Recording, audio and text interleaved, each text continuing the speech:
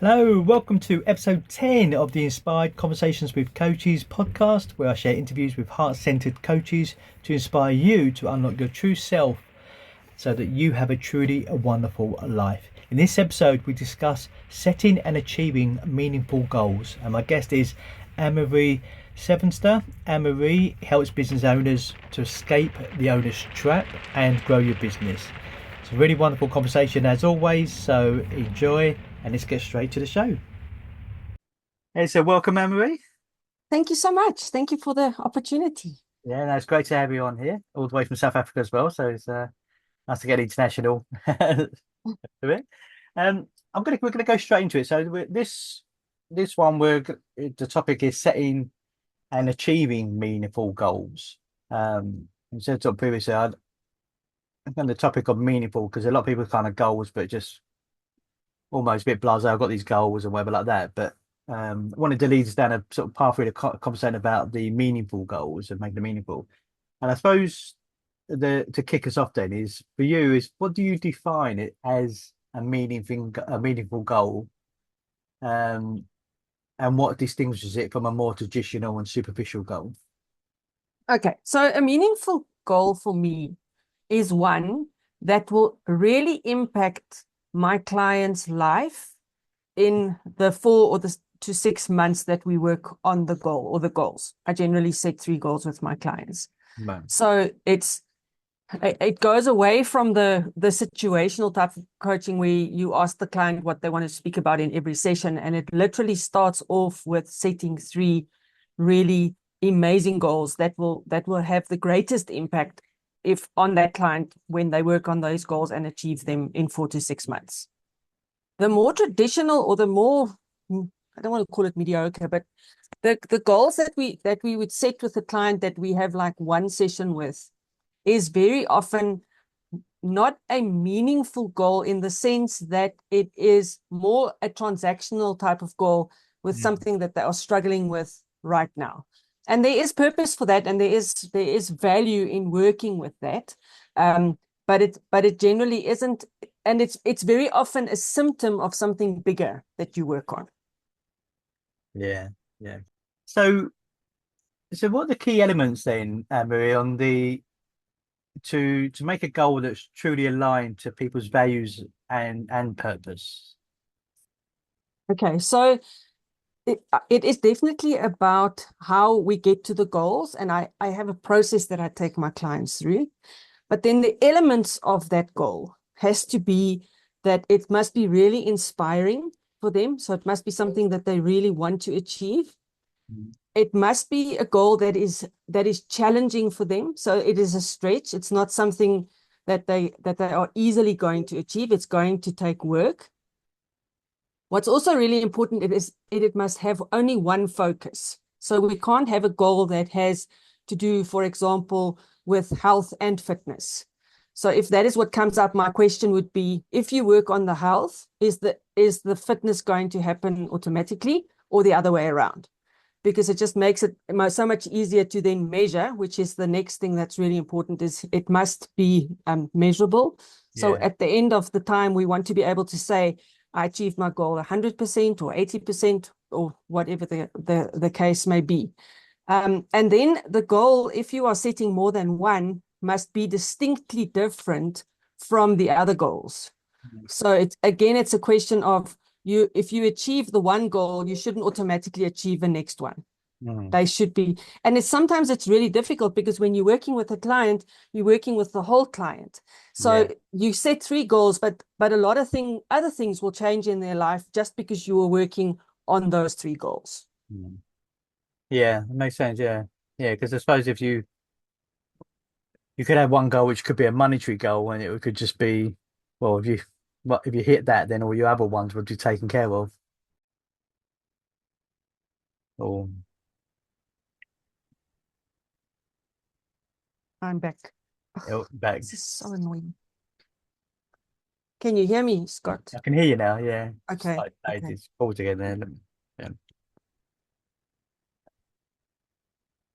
Hello. Nou, wat moet ek doen om aan hom gekonnekt te wees? Okay. Yeah. So then what are the elements that make a goal sort of truly aligned to someone's like purpose and their values? Okay. So a goal that is really meaningful would be one that would have a, a real impact on the client if they worked on and achieved that goal in a 4 to 6 month period. The elements of such a goal, and I generally set 3 goals with my client, is that firstly, it must be really inspiring. So it must be something that they really want to achieve. They must feel excited and scared, I suppose, to work and to achieve this goal. The second thing is that the goal should have only one measure. So we're not going to have a goal that speaks to health and fitness. So the question then would be, if you worked on the health part of the goal, would the fitness be taken care of or the other way around? Um, the the third thing is that the goal must be distinctly different from any of the other goals. So it's a question of it shouldn't be a question of if you achieve one goal, you're automatically going to achieve another. They must be completely separate from another, although we are working with a whole person and many things in their life will change simply because they are working on 3 areas Yeah. in their life. Okay, which comes to the fourth one, which is the goal must be measurable. So at the end of the time, we have to be able to say, or the client has to be able to say, I achieved my goal 100%, or I achieved my goal 80%, or whatever the case may be. So those would be the things that are the most important. And as I said, then it would be the core goals that would have the greatest impact on that client's life in that time that we work on it. Mm. And that's, I suppose, helps you make it much more meaningful goals and in terms of just loads of goals. So would you look at them? So when you start working with someone, if you have some goals, they might go, well, I've got these many goals. And I always find that people, you have it, but my guys, they come up with loads of goals and go, well, it's too many to work on. No wonder you're not achieving any. But you try and look up at it and go, well, look, you don't need that goal because if you achieve that, then that gets achieved automatically. Yes, absolutely. And it's hard for people to focus on more than 3 goals at any given time. Yeah. The other reason for setting 3 goals is somebody's situation might change. So as an example, let's say that they've set a goal around running a marathon, and then they break their leg. Then that goal falls away because it's not achievable in that time. Then you still have 2 goals to work on, which is still then meaningful. And what I also do with my clients, I actually help them to track other areas of their life as we are working and check in with them to see what else changes. Because at the end of the day, it's all about habits, and what impacts one goal is going to impact your whole life. So by changing things or changing behaviors in one area is going to impact others. Mm. And how often do you, yeah, I totally agree with that. How often do you review the goals in? How do you see that they're still meaningful and So I see my clients 3 times a month. mm, And we actually work on the goals in every session. So I'm sure we're going to get to that later, but there's an actual process that we follow. Because that's what you said also, it's about the meaningful goals, but then also achieving them. So there's a process that we follow, and under each of those processes, there are experiments or actions that the client will go away and do, and they will be learning. So I check in with them in every single session around each of those goals. uh, so what? I mean, you put a good time in, but it's aligned to what's the process if it's something you can share? Yes, Yeah. absolutely. So the process that I use is, so once we've set the goals, and they are really inspiring goals, Mm, we then go on to what I call map the journey of how we're going to go from where they are to where they want to be. And the first step of that is to create a vision around the goal. So the reason why that is important is once we've set the goal and it's a really inspiring goal, I always compare that to a beautiful hot air balloon with a beautiful woven basket. And the client is standing inside this basket, but the basket is surrounded by 6-foot walls. mm, So when we go and open the gas and that fills that balloon, and we create a vision around what the goal is, it actually helps them to lift that basket so that they can actually see over the Mm. 6 foot wall into the horizon. Yeah. And it's also important because sometimes when we work on goals, sometimes it feels like you're stuck in the mud and you can't move forward. Then I need somewhere to send my client so that they can see what it is that they're working towards. And I've got a couple of really amazing examples of what people did. And I was a very brand new coach. I think in 2005, I had a client who lost her husband and she had 2 small boys. And she really wanted to find a partner again. And that was one of the goals that she set. And the vision that she created for that goal was she wrote the song that she would sing to him at their wedding. And 5 years later, we were still doing CDs back then. I Yeah. received a CD of the song Oh, that she was singing for him at the wow. wedding. That's amazing. So that's how powerful it is when we make that goal come alive. And it also speaks to that, starting with the end in mind. Yeah. So what I ask my Talk to us clients a to, little bit with the visualize. Sorry to cover the so that kind of is it like when we sort of like manifesting and stuff like that that you can feel it then and almost see it and feel it and feel the emotion behind it more. So you can get them to buy into the emotion of it and the yeah yeah. So what I didn't mention in the previous question that you asked, the goal yeah that we set also has to be set in the present tense as if you have already achieved it. So it's not going to be, I want to lose 36 kilograms. It's going to be, I have lost 36 yeah kilograms. So because then our brain says, okay, so how are we going to do this? mm, And so what I ask them to do is take yourself 4 months from now or 6 months from now to this place where you have achieved this goal and mm, use all your senses to describe what that means. mm. Because losing 36 kilograms that's not the only thing that happens. It changes your relationship with yourself. It changes your relationship with your family. It yeah changes your relationship with the people outside of your family. It has a huge ripple effect when you do that. yeah. And yeah, so it I comes think back to what you said. It's about that envisioning and the manifesting of what it is that yeah you are working towards. I think that's when you know it's a meaningful goal. From if you once you've achieved it, that there was this tangible outcome that you was after, but there is so many more intangible outcomes that come from it. I mean, like most people talk about losing weight, but then after they've lost the weight, they talk about the confidence they've gained, the self, love they've sort of gained, all of that stuff, and actually don't talk about the weight loss as much. Yeah, exactly. So that's the first step in my process Yeah, is for them. And I mean, sometimes people write a song or they write a poem. Sometimes people just write a paragraph. I've had people make collages. mm, It's really what they're up to, or what they feel like doing. But I always ask them to incorporate all their senses. And to kind of, when you start doing that, then you start thinking of the people that are important to you and yeah, how. So another client of mine, the goal was around building a house, mm, and they faced a lot of challenges around that. But the vision that she had created was the housewarming party with all their friends sitting in the jacuzzi with the champagne. mm, So it's not just seeing the house completed. It's more tangible than that, and it really makes it come alive. So that is, and very often people find that strange because when we set goals for ourselves, we kind of just start with the action. If I decide I'm going to lose 10 kilos, I just hit it off and stop eating what I shouldn't be eating, and I start exercising. 2 weeks down the line, the wheels might come off because I haven't done the groundwork. So that's the first part of my process. yeah. So you got Then map, this, journey, vision.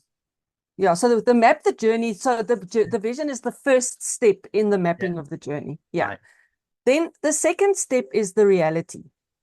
Mm, So I'm going to use a different example here. So if your goal is to pay off debt, and let's say you are going to pay off £1,000 a month, just for the sake of reasoning, mm, then you can't take £1,000 a month out of your budget if you don't know whether your budget is sufficient. So you will look at so the reality would be what income do I have? What fixed expenses do I have? What else do I spend my money on? I have my nails done, my husband plays golf, my kids play indoor sports, Mm. all that kind of thing. We have cable television, um, we eat out once a week. So you want to get the picture, the real picture of what is going on. And what might happen is you might find that you are spending £500 a month more than you are actually getting in, Mm. which means you are £500 a month in the red. So there's no £1,000 to go and pay off debt. Yeah. You, yeah. So that's the reality is that you have to look at what is really going on for you around that. It's the same thing with weight loss. You Yeah. know, it's what do you eat? When do you eat? Are you an emotional eater? What do you snack on? Yeah. You know, do you drink water? All of that stuff. So that's what the reality is.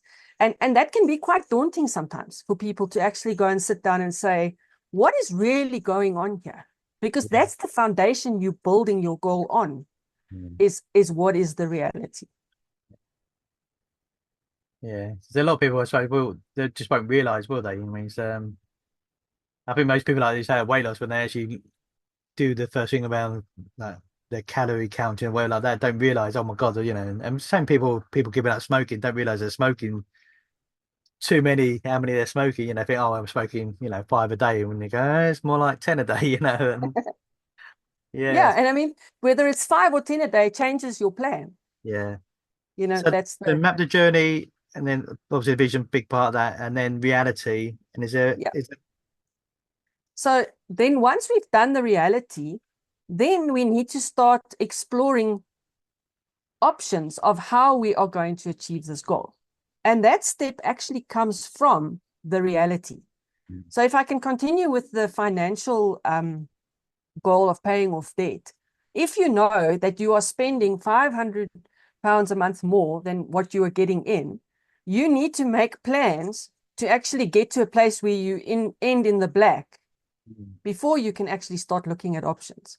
So if you've done your reality well and you are saying, you know, I spend so much on my nails and we spend so much on eating out and we spend so much on this and so much on that, then we can go and look at what can we cut on to get to the place where we are spending what we are earning and then ultimately spending £1,000 less so that we have that money to pay it off. So your options are going to come from your reality. yeah, and it becomes, for me, it says, then it becomes very practical then, rather than kind of say taken from the vision of it, but then you take a very practical side of this is what we've got Yeah. to do in reality. Yeah. Yeah. So Yeah. then we look at the options, and very often there's some research to be done around, you know, around the options. So people will literally spend a week or 10 days looking at what is really going on there. Because if you do that properly, it makes your process going forward so much Yeah. easier. Yeah. So you need that snapshot, don't you, I suppose, of where they're at. And Yeah. Yeah. So yeah. And is that, and yeah. Can I just doing it. continue with that? Yeah, it's gone. Yeah. Okay, so in the mapping the journey, we've done the vision, we've done the reality, we've explored the options, and now we need to choose the options that we feel will take us to achieving the goal. Mm. So we might say, you know, we're not going to eat out every week. We'll only eat out twice a week. I won't have my nails done until we've paid off the debt. And my husband plays golf twice a week. He'll only play once a week. Mm. But then you also have to bring in other things to do because the family, let's say it was family time when we ate out together. So now we have to come up with a plan to not lose that family time. Mm. And I call that support structures. So, and the support structures can come in at any time. But that would, for example, mean that if we're not going to eat out, then maybe we could take the food that we would have at home and go and eat in the park and have a picnic to Mm. make up for that loss, if you Yeah. understand what I'm saying. Okay, so then Is that once you we've trying to make it that it's not, rather than being a negative, like, oh, we can only have one, or there's a spin on it to turn it into a value, yes, something you'll value and give you more purpose. yeah. Yeah. Yeah, and it's, I mean, if you have younger kids who are used to, going out to dinner, and now suddenly it's not happening, the fact that we're paying off debt shouldn't be a punishment for them. Mm. And I suppose we also shouldn't see it as a punishment for ourselves. Yeah. Yeah. So then we choose the options, and then we have to create the plan. Mm. So the plan will include all of the things that we've spoken about, all the support structures that we choose to put in. And then we work on the plan. That's then so that's normally where people would start, is Yeah. at that. So they see the plan as the only, that's where the action starts, when in fact it's not. The vision starts with Mm. action, So, and then let's say for the first 3 months, it goes really well and we are able to pay the £1,000. And then in South Africa, we have these horrible potholes in the road. So then in month 4, you hit the pothole. And now you have to replace 2 tires because they were shredded. So now the plan isn't working anymore because I don't know what, let's say the 2 tires are going to cost £1,000. So now we have to find £2,000 if we are going to be able to pay the debt. Or if we choose to use the £1,000 that we were going to pay on the debt to pay for the tires, that means our goal moves on by a month. Mm. Okay. But because we've done the reality really well, we could probably go back to the reality and say, but okay, we can actually cut here and here for this month so that we can stay on track with our goal, but we can also replace the tires because we need the car. Mm. Okay. So that's then what I call the monitor and adjusting. Yeah. Is when things go wrong, or and it does, life happens. When the fact that you've set goals doesn't mean everything is going to move smoothly.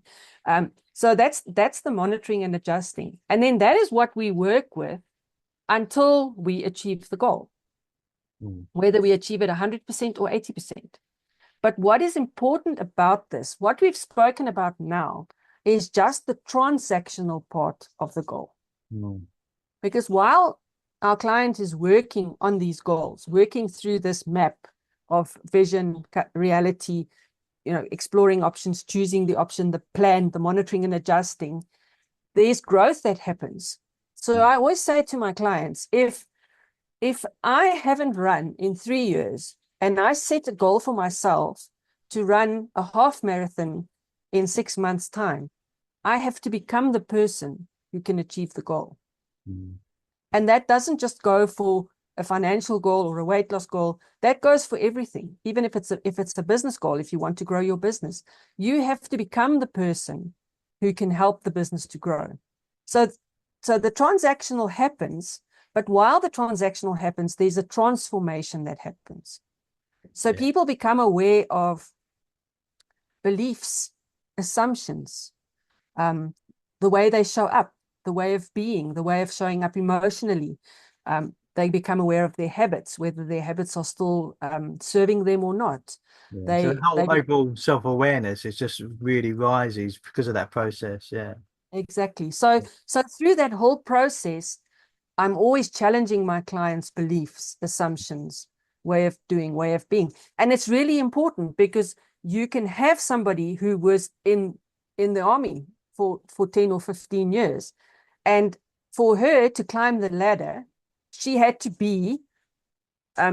listen to her superiors. She had to jump through the hoops that they set for her, so she had to follow the rules to do that. Yeah. And then suddenly she leaves that environment and now she's in her own business. Mm. Now those habits or those beliefs don't serve her anymore because she's now the one that has to decide what are the rules? How are we going to do that?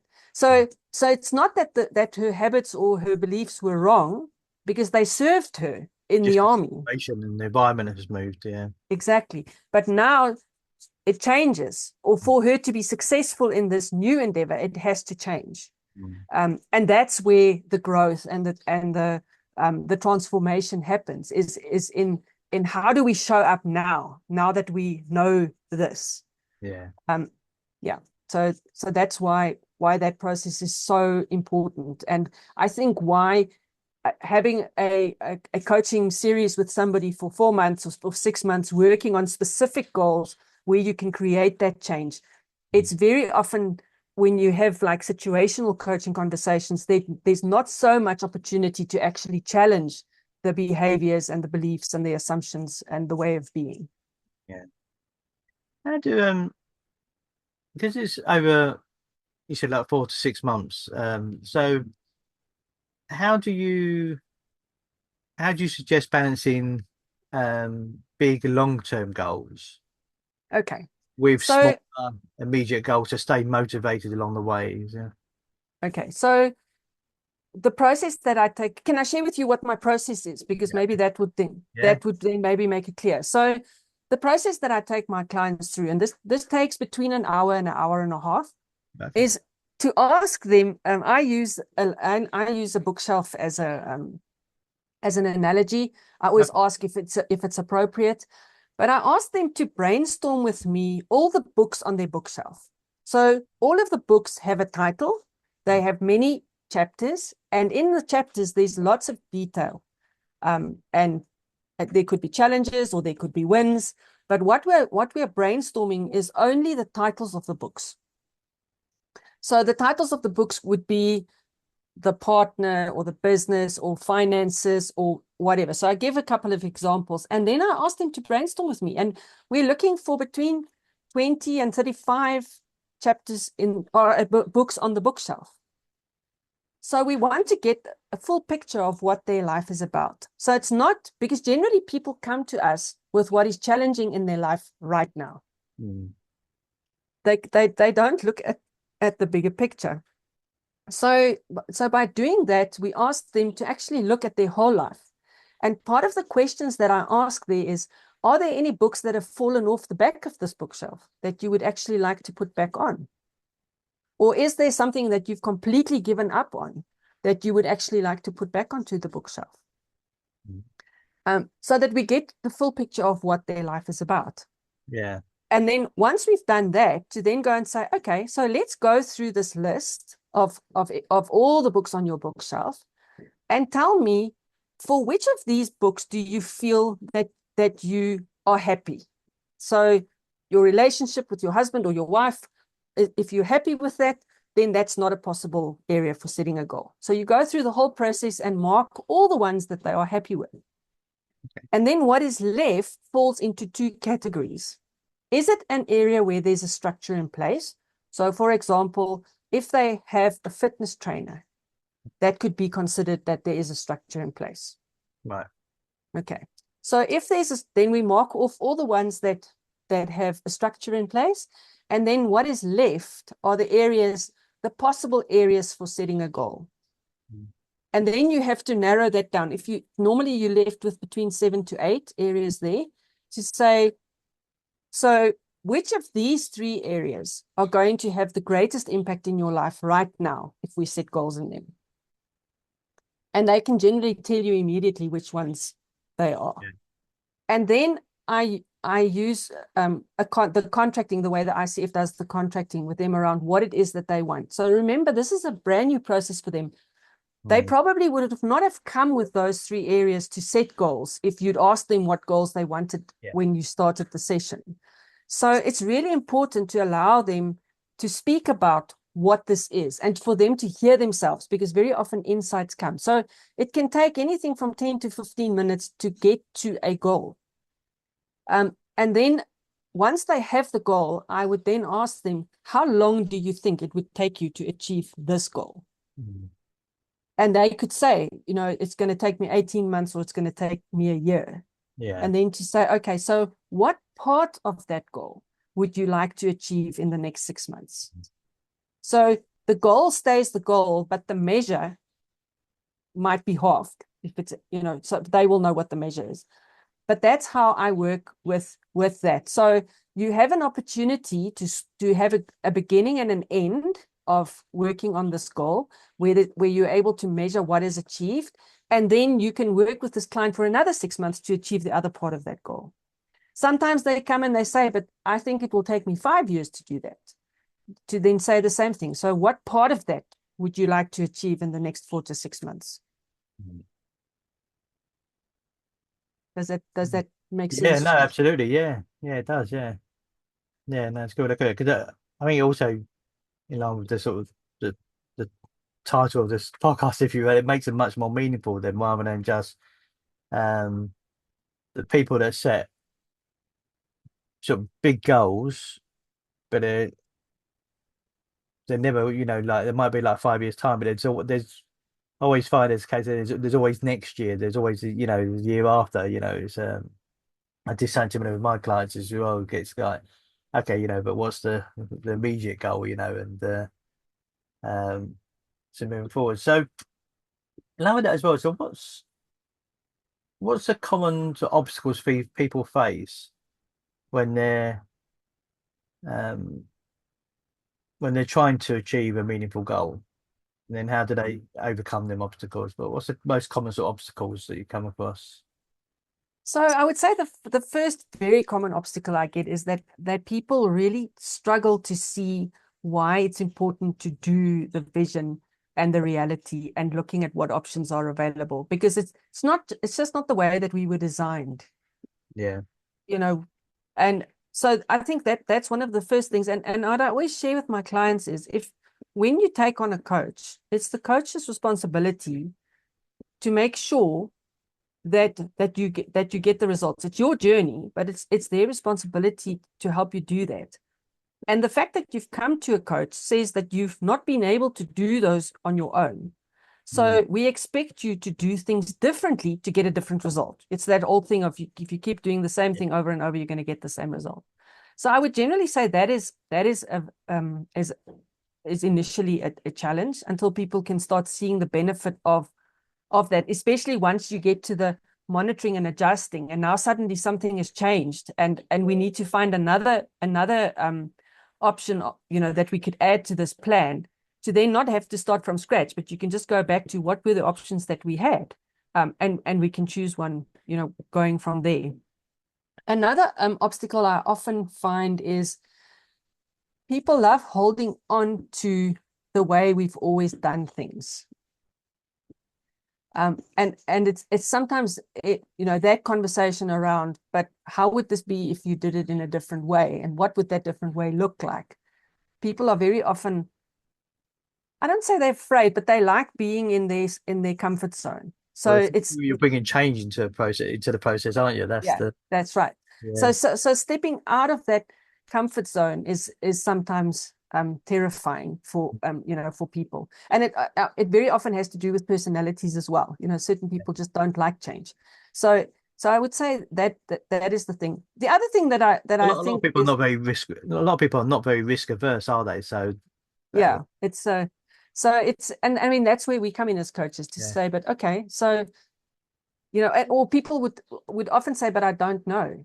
yeah, That's and it's a mechanism of protection. So, it's to gently help them over that, to actually come to a place where they realize, but if I did this differently, it would be, it could be very different. So, yeah, so I think that's the thing. I think the other thing also is that it very often happens that we set a goal, and 3 months down the line, the goal slightly changes, mm, because circumstances change, or um, whatever, life happens, they lose their job. I had a client who was diagnosed with cancer. mm, So, things can change. And sometimes that's hard, because they set these goals and they're hell bent on achieving them. And then yeah, sometimes they just receive these really horrible curveballs. So that can be a challenge. Um, I would say people who are really invested in achieving their goals, they generally get over those hurdles fairly easily.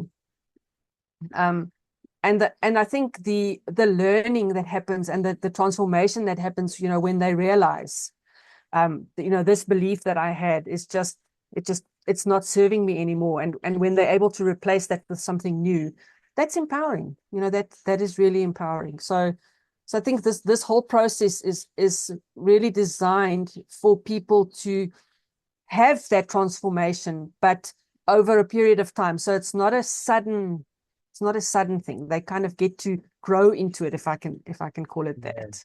yeah, that makes sense. And also, does there so that process that you go with through with people is it's going to really bring out. I mean, that's it's going to bring out so much awareness for them and realization and aha moments and stuff like that. But so as they start, you're like 2 months in, 3 months in. There was their perspectives on things change at that point because of the work they've done with you to get to that, even to that starting point. Do you find that their perspective changes on a lot of stuff? And Absolutely. I think it does sometimes happen that the person suddenly comes to that realization, or where the change has been so great that they say, but actually this goal isn't relevant anymore. I want so much more, or it actually needs to be much bigger. I think what I left out of my process is that in the last session that I have with my clients, I do all the talking, and I actually take them through the whole journey that they've been through, because they're living it, they forget yeah, what they went through. So I take really good notes, and I kind of put my notes for the last session away after every session, but to say, this is where we started off. These are the goals that you set. These were the fears that you had. yeah, In the next session, this is what we did. This was an insight that you had. And based on that insight, this is the experiment that you chose to do, or whatever. So taking them through that whole journey, sometimes they get completely stuck, and they, what did we do to get out of that? So to where they've actually achieved their goal, whether they've achieved it 60% or 80% or 120%, it doesn't matter, because they've become so much more working through that process. And the goals are just the vehicle. yeah, The coaching process is just the vehicle. So absolutely, people, and then they often sit there and they're like, wow, I didn't realize even that this is how much I've changed. This is how much has changed for me because of this process. yeah. And so with the setbacks and challenges that if people have setbacks and challenges and you say they can okay, what's the perspective changes or something's going slow, then how do they go back to the start, and do you have to go through that work with them again in terms of going back to the process or No. So obviously, I mean, for me, the client is the expert. hmm, So I would always, the question would always be around, what would you like to do with this? hmm, Where would you like to go? And I think what is important there is it's also a lesson that I learned really early on in my coaching career, where I was coaching an executive, and in a session, he made a statement about his wife. He had an insight around his relationship with his wife, and he was actually quite emotional about it. hmm, And I said to him, is this something that you would like to discuss now? And he said, no, absolutely not. And I went absolutely cold, because I thought to myself, what would it have done to the trust relationship if I said to him, share with me what's going on? If I hadn't asked the permission around what it is that he wants to talk about. So I think it's always about, the client knows. yeah, They might not know in their mind, but they know in their body what is going on, to say, okay, so we've hit this roadblock, or this is what has happened. yeah, What would you like to do with this right now? And they might say, you know what, I want to park it. And then I would do that. So it's because it's their journey, and yeah. because I don't know what the processes they need to get through to work through that. So it's always up to them. Do you remind them at that point that they're kind of because obviously during that first process, you would have unwrapped what their kind of deeper reason is for their goals, their why, if you want, will come out and their deeper reasons. Um, do you remind them back of that? Do they need reminding of that when they have a I setback? would I would ask them to go and look at their vision of their goal again, because ultimately that's what it's about. That's what they are working towards. So yes, I would do that. Um, my experience over the last 20 years is that people hit roadblocks, and they react differently around them. Mm, But that same guy, as an example, about 2 weeks later, he came back to me and he said to me, I'm ready to talk about my reaction Mm. and we could work through that. So giving him that space to decide. I have to say that in 20 years, I've probably had 4 clients who've not completed the process with me. Not all of them achieve their goals 100%. Definitely doesn't happen. Some of them lose a goal along the way. But that because there's a transactional part to it, there's always grounding. A lot of goals become, even though when we set them, we things that they do when the truly meaningful goals do become a lot of irrelevant because of the journey that you go on, Yes. the things on it. So there's not. I suppose you couldn't always say like, I'd be worried if you said like 100% of my clients over 20 years have all hit their goals because because it becomes it almost a little bit not irrelevant, but not as important as it is because of the journey they've gone on to get there. Yeah. So the goals are initially really important for them.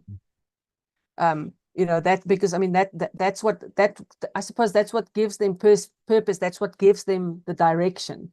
But Yeah, then once the transformational stuff starts happening, once the change starts happening, that it becomes less important. I mean, it's still important to work towards that, and obviously they want to achieve the goals. But I think I think you've done a really great job with goals when 10 years later you meet with them again and they remember the change in them and they don't remember the goals. yeah.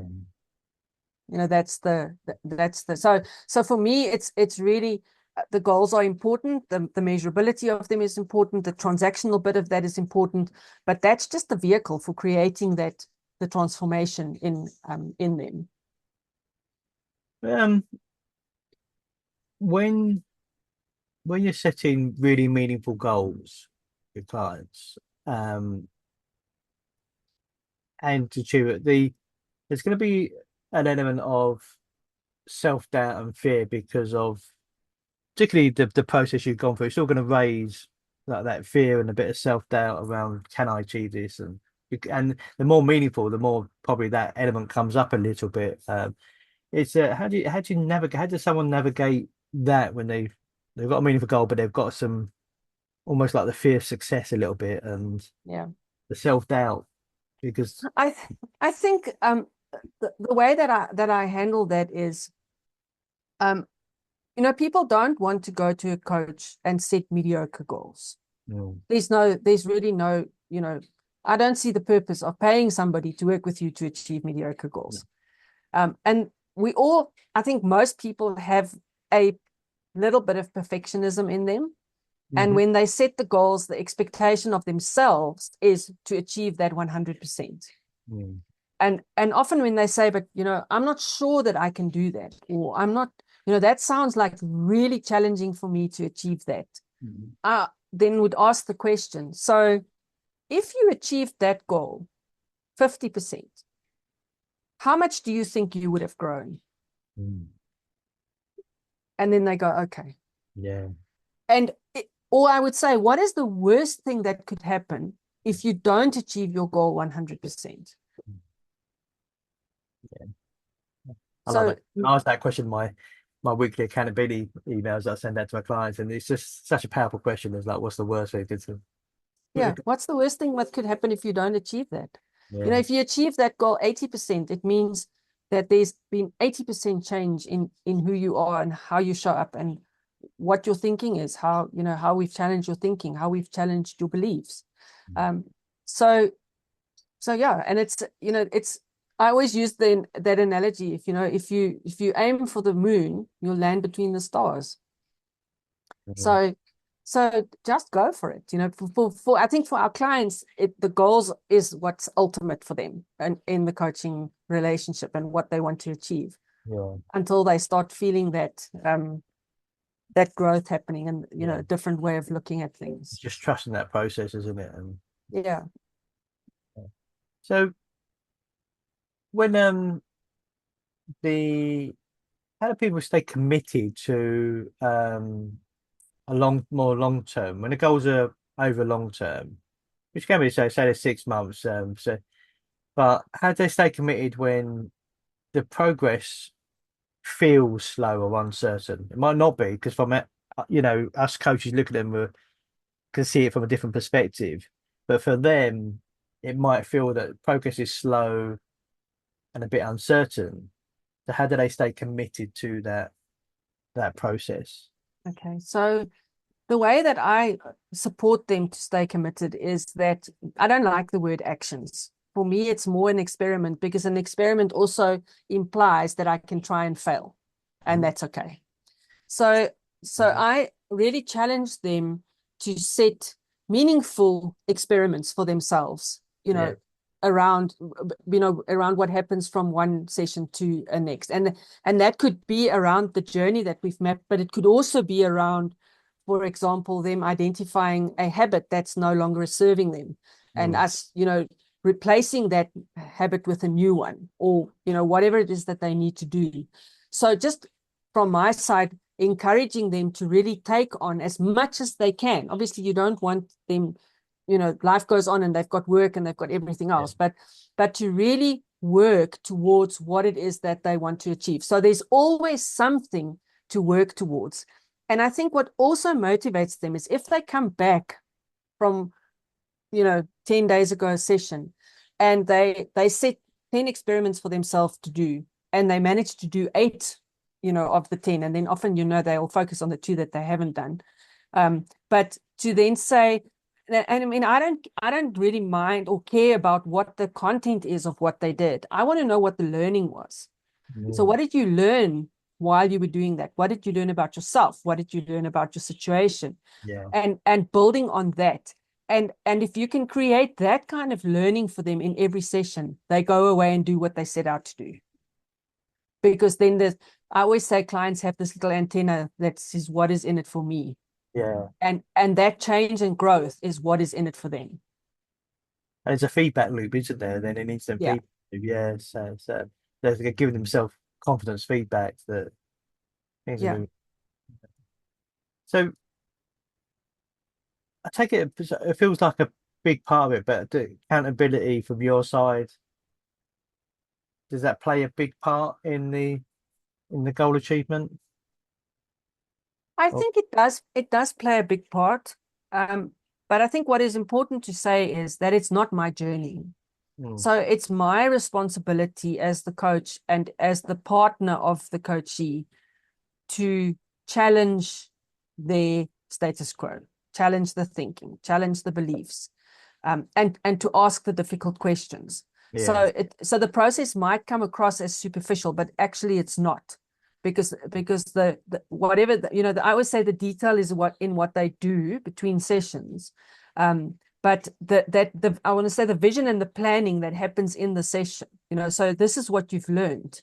So, and what do you want to do with that? Or what is the impact of that? Very often they don't think about what they've learned until you ask the question. yeah.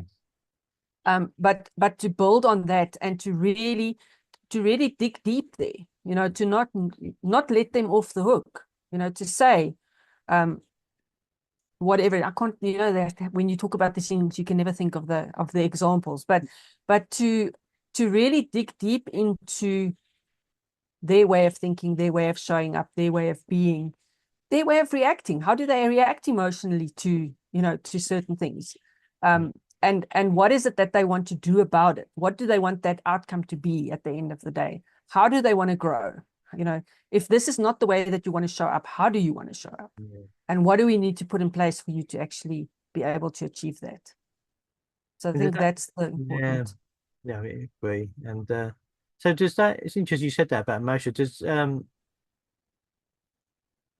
because so is there a lot of if do you find there's a lot of not only just the change we're talking about the change in the person, but the mindset and the emotional growth as well, the of the Yeah, I client. think I've got a very good example. I had a lady who came to me, um, and in that first session, she said to me, "But I already have 3 goals." And I said, "That's really fabulous. Share them with me."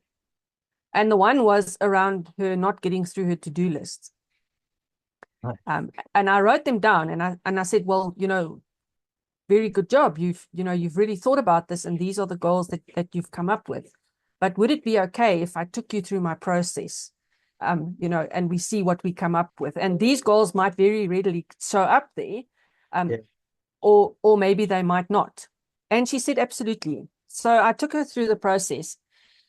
And eventually that not getting through my to-do list goal was her not being able to say no to people because she was afraid they wouldn't like her.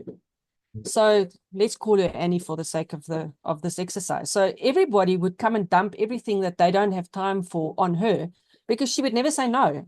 Mm. So on the to-do list, she had 20 things, of which only five were her own, but she never got to her five. So as we were setting the goals, what came out was I leave the office at the end of the day and I feel so disappointed in myself. And I feel so, I'm so angry because I've not done my job. And then I get into my car and I drive home and I'm fighting with myself the whole time. And I'm so disappointed in myself. And when I get home, that spills over into my home life. And now we're at a place where I cook alone, where in the past we used to cook together. My husband and my two kids, we used to cook together and it used to be fun. And she said, I feel like I'm the one that's bringing all these bad vibes into the home. And so eventually I said to her, so what is it that you would really want? And she said to me, my goal is there's laughter in my home again. Mm. And what she had to work on, and this is the emotional stuff that you're talking about, is how can I say no to people so that they still like me? Mm. Because that was the belief she had, that if she said no, that they wouldn't like her. And I worked with her for 3 months. And at the end of the 3 months, she had come to a place where she had figured out how to say no to people. And I'll never forget that. She said, if somebody comes and asks her, she says, I really want to help you. Would it be okay if I came and checked if you still needed my help when I had finished the stuff that was supposed to do? So not committing to taking on the work, but doing it in such a way that she still felt good about herself and she felt Yeah. good about, they felt good about her. But can you see how much bigger that goal was? Because the impact was on her family, it was on her family life, it was on her relationship with herself and how she felt about herself. Mm. I think that's And a perfect that's huge. example of the difference between talking about a goal and a meaningful goal. And achieving that goal and achieving a meaningful goal, which has so much more value to purpose to her. Yeah, and if I think back on that, if I'd taken her to-do list and I said to her, tell me what's going on your to-do list, we would have gone around in circles. Mm. We would I wouldn't have been able to solve the problem for her. She wouldn't even No, be able to it wouldn't have solve the changed because problem. you would have the root cause wasn't being dealt with, wasn't it? Yeah. Exactly. So that's the power of that is to look past um the symptoms Mm. of of the bigger things. Yeah. That's for me that's the ultimate, is that Yeah. There's that always self-realization. yeah. Yeah, absolutely. So when someone's got a goal that's um not immediately visible. So for example, it could be weight loss and it's like we know that if someone goes to the gym once, whether they don't see, you know, weight coming, if they're expected to lose like weight straight away after one day, they'll won't go anymore. But it's if they commit to 14 days and then they look at them, they would have seen, well, the people probably notice a change in them already. So they definitely feel a difference, even if they can't see it. So when you've got a goal that's a meaningful goal that's not immediately visible, how does someone measure success with still working towards that meaningful goal? So if I can use the weight loss as an example. Yeah. Did it make sense, that question? Yes, it did. Okay. It did. So if we use the weight loss as an example, where people generally don't see results in the Mm. first day or the first 2 days, and I mean, obviously you can pick up when you're speaking to somebody that there is the reality and the expectation might not align. So Mm. that's then then I think it's important as coaches that we actually explore that with questions like, you know when last did you weigh what you wanted to weigh? 2 years, 3 years ago. Um, and when you gained the weight, was it rapid or was it over time? Mm. Um, to just kind of align their reality without telling them you're ridiculous. You cannot lose 10 kilos 2 weeks, Yeah. helping them, make connect the reality with what is possible. And then sometimes it's not even about the weight. Sometimes it's about a specific garment that they would like to fit in. Mm. And I think what's important then That's quite is, common, isn't it? With be able to fit my wedding dress again or my wedding yeah, again. Yeah, it's quite or common. my size 36 Yeah. Levi's or whatever. Yeah. But to kind of connect them, and when you say something like that, that vision part that we spoke about earlier actually Mm. comes to life, because there's a connection to Yeah. that. So to have that vision in mind, while you're doing the work to achieve that, Mm. I think that's the best way that you can do that. I mean, you do get people who are ridiculous. I had a 19-year-old. She just finished school. Her dad sent her to me for coaching, and she immediately wanted to earn 100,000 rand a month. That was the goal. She had to find the job where she could do that. And I mean, sure, it's youth, and it's, they see people driving around in these big cars, and that's what they want. So yeah, rude awakening. Sorry, girl. Not That's reality. that's kind of not going to happen. But yeah, so I think it's about using your coaching skills, Mm. asking questions, not judging, not making assumptions, to help them align what is reality with what their expectations are. Yeah. Um, and I think it's important that they come up with that, because otherwise they set themselves up to fail. Yeah. Yeah. You get so many because it has to get their buy-in, doesn't it? They have to really that they're committed to it. Otherwise, they'll just stop as well, I suppose. Yeah. Yeah. But do you ever get someone to kind of or advice for someone that's people that have had a set a goal, they've achieved it, but they still because it wasn't a meaningful goal, like they and it might have been a meaningful goal, but genuinely not in this situation. But they've had a set a goal, they've achieved it, um, but they still don't feel fulfilled. A lot of people have this kind of a monetary when they have just purely a monetary goal. They might say like, "Well, I want to get to my first. I'll get like obviously, we'll get that my first 10K months and all that." But actually, when we get there, then it's like a little bit of, then we almost can start working on the real stuff from that point, if you like, But there is that feeling they've achieved that goal, but it just don't feel fulfilled. What sort of kind of advice can you give someone that feels like that?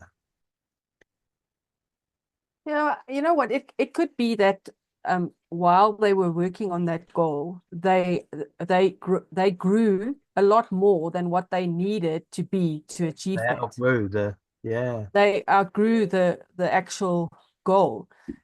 In which case, I mean, you always want to acknowledge what they've achieved, and by taking the client through that whole process of what are all the things that they'd gone through to actually achieve that, you can acknowledge that, and I think you would be able to help them acknowledge themselves. But mm, I think that opens the door then for further coaching, yeah. for them to, it's either that, or it could be somebody who always needs a challenge. They Oh, always need yeah. to work towards something, Mm, which again opens up the opportunity for more coaching, and for going through the goal setting process again and yeah. saying, It's something that's so driving that, then, isn't there? yeah, Yeah, because remember, the person that you started off with and the person that you are working with now, they're not the same person. yeah. It's good insight. So that balancing the pursuit of meaningful goals, um, but getting to the need of enjoying the journey and the present moment. Because again, if you're saying like 4 to 6 months, and we're talking and I suppose like the vision work is around like that's what it's going to look like. This is who you need to Yeah. be for 4 to 6 months. Um, what's the how do you balance that then with being present in the present moment and appreciating the present moment, the things that are going on rather than just thinking No, about conclusion. I I think what's important, as coaches, we must bring fun to the sessions. Mm. It's not a even if it's a business coaching client, it's not just all serious. Mm. It's we should bring humor into that, and we should encourage them to see humor in that. And sometimes you get clients who are all business and no fun, and that's fine. If that is what they need, it's great. Yeah. I think again the staying motivated is very closely linked to the change that they are experiencing, Mm.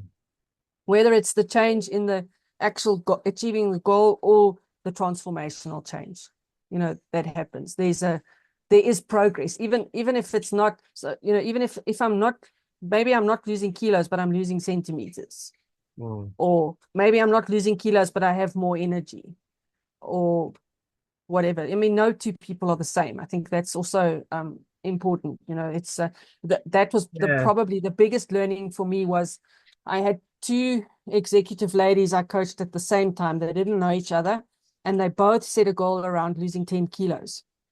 Right. And they both achieved the goals, but in completely different ways. And when I went and looked at that, I realized that if I had suggested A's method to B, she would have failed. And if I had suggested B's Okay. method to A, she would have failed. And they went about it completely differently, but Mm. because it was their way, it worked. Mm. So I think I think, as coaches, you can also see when the client comes into the session and they're not motivated. So one of the things that I often do with my clients is I ask them to read their goal and to tell me how they feel about that goal right now. Mm. Because sometimes life happened and they didn't get to do the experiments they set out to do. Yeah. And now they feel disconnected, Yeah. or they feel stuck, or they feel whatever. But just naming that, kind of saying, this is how I feel, and maybe exploring that a little bit and saying, okay, so what would need to change for you to feel unstuck? Or what would need to change in this session today for you to feel not disconnected, but to feel connected to your goal again?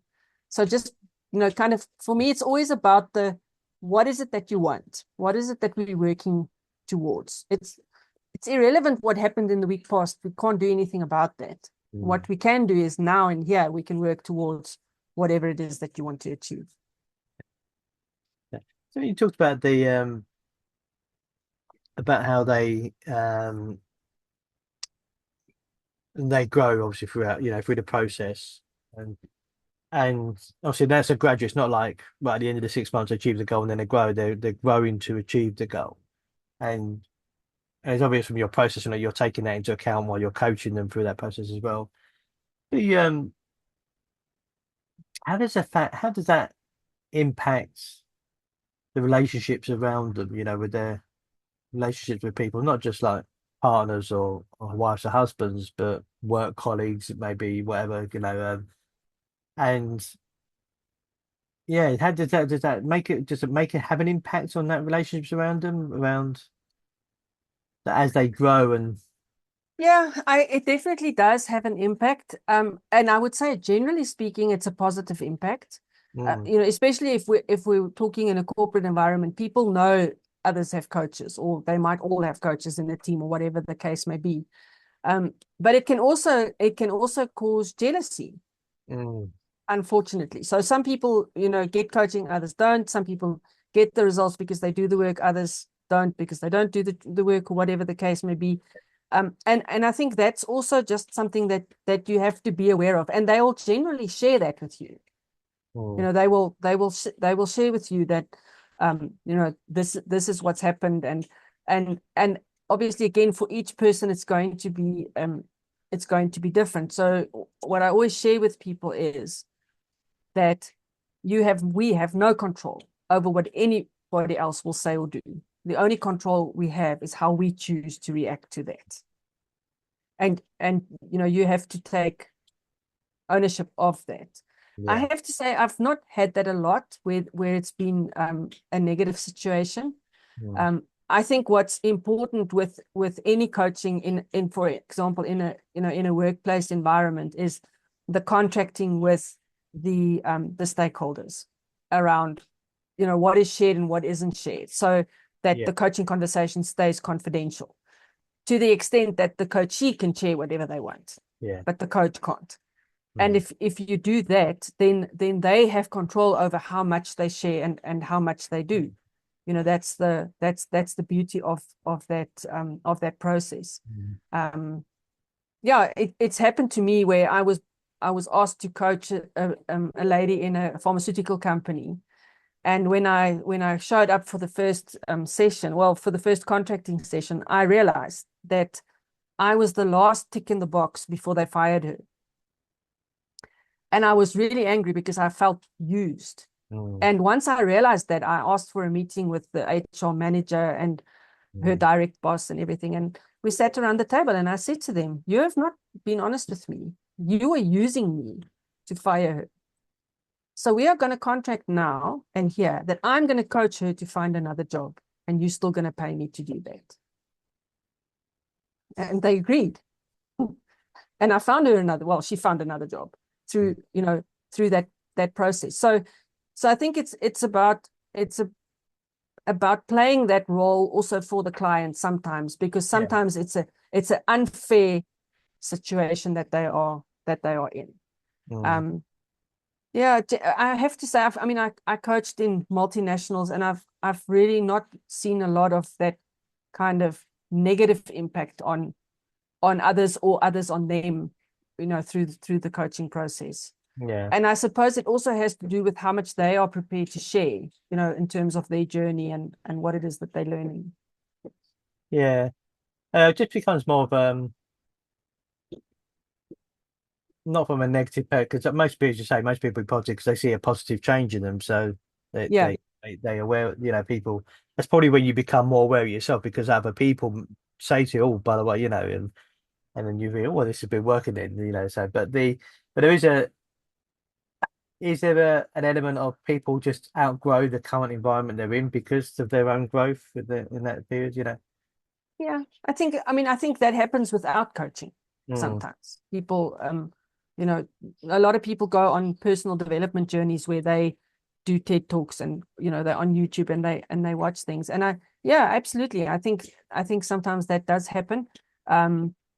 There's I, I had a client who owned his own business. It had grown quite a bit through COVID because they were doing the recordings of teachers for teaching at school level and university level.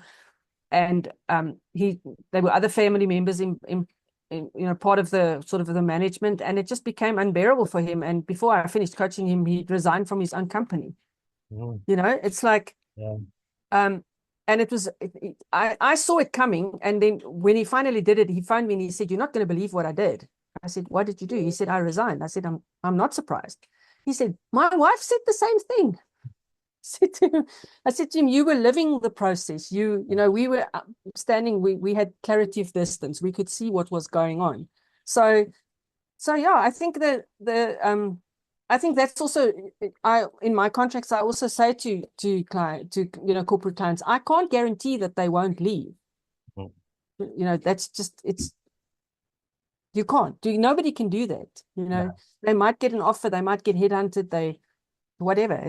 It's one of those things that happens. And I think for me as a coach, what's important is that I hold the space for my client to do the growth that they feel they need to do, Mm. or that they aim to do. Yeah. And it's really no more and no less than that. Yeah. Yeah. I mean, back in my corporate age when I was doing projects stuff like that, we used to go through a change program because but there was room for people to grow. It wasn't a case where some people just do it as a tick box exercise, coaching and whatever. But there's no room to grow. There is that risk, and it's a thing. But when there's room for people to grow, and you're giving them that room, it becomes a beautiful thing, and Yeah. beneficial. Um, I think come to good ending without going to sort of a couple of things, but I think we'll go off a complete tangent if we do.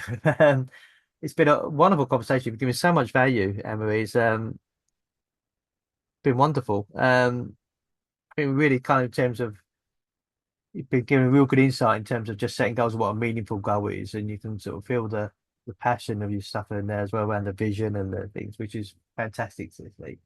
We're gonna whether this is gonna be a Spotify, YouTube, we have people listening to this. So we've got your it's your heartinleadership.com. Yeah. So the details been there. Is that the best way people want to get in contact with you through there? Yeah, they're welcome to send me a WhatsApp. Can I Yeah. give you the number? You can do, yeah. You can So it will be +27 yeah, 74 759 4057. cool. I'll just repeat that. It's +27 74 759 4057. Brilliant. So there you go. So if you want to contact them, please do. Um, yeah, been fantastic conversation. I really appreciate you coming on and sharing as much as you have, which has been brilliant. So thank you for that. No, thank you. Thank you for the opportunity. It's wonderful. I really love coaching. I think coaching can change the world. Absolutely. Thank you, Anne-Marie. Thank you, Scott.